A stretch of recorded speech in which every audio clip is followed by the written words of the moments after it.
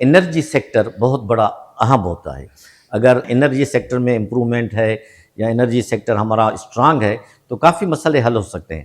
بدقسمتی یہ ہوئی ہے کہ ہمارے ہاں بجلی کا بڑا فقدان رہ جاتا ہے، ڈیفیسٹ ہو جاتا ہے، اس کے بل بڑھ جاتے ہیں. اور انرجی کو بہتر بنانے کے لیے، کیونکہ آپ بھی ماشاءاللہ ایم ڈی رہ چکے ہیں پی ایس او کے، اور ماشاءاللہ آپ کا ایک نام ہے انرجی سیکٹر میں، کس طرح ہم اس کو بہتر بنا سکتے ہیں اور کیسے ہم اس کو بیان کرتے ہیں؟ انرجی سیکٹر کے جو آپ نے بات کی، صحیح معنوں میں پاکستان کی جو معیشت ہے، جو اکانومی ہے، یہ دو چیزوں پہ بہت ہیویلی ڈیپینڈنٹ کرتی ہے. ایک تو ایگریکلچر اور دوسرا انرجی. اور ان دونوں چیزوں نے جو ہے ہمارے میں اس پہ امپرومنٹ کے بہت چانسز ہیں. ایک وقت تھا آج سے تقریباً 3 سال پہلے کہ 25-26 بلین ڈالر پہ ہماری پیٹرولیم کی امپورٹ چلی گئی تھی. مگر اس کے بعد آپ کو پتہ ہے ملک کی معیشت تھوڑی ڈاؤن ہوئی، کنزمپشن کم ہوئی، پرائسز بڑھیں، ہماری کرنسی ڈی ویلیو ہوئی.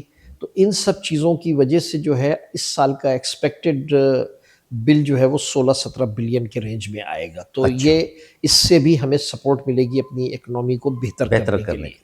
مگر گوئنگ فارورڈ ہماری تقریباً 2.5-2.6% سے پاپولیشن گرو کر رہی ہے.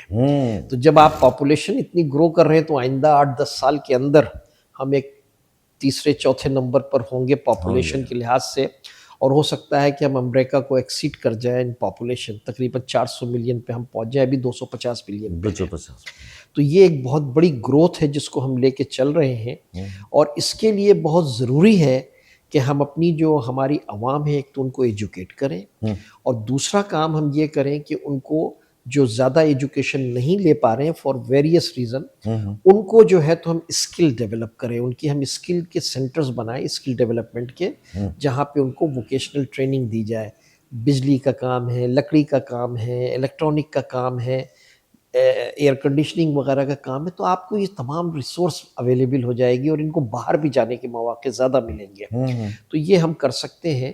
لیکن اس کے ساتھ ہی انرجی کا جہاں تک تعلق ہے، پاکستان میں انفارچونیٹلی ہم بہت زیادہ لوکل پروڈکشن نہیں بڑھا سکے انرجی کی ابھی تک.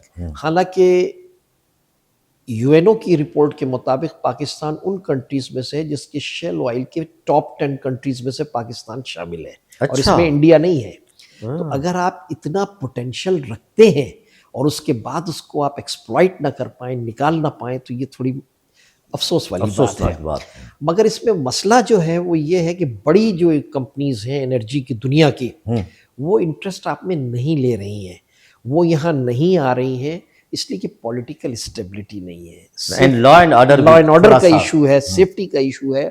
تو اس کی وجہ سے جو ہے تو آپ کو مسائل کا زیادہ سامنا ہے. وہ آئیں تو انویسٹمنٹ بھی آئے گی اور آپ کے ہاں اپنی انرجی ہوگی.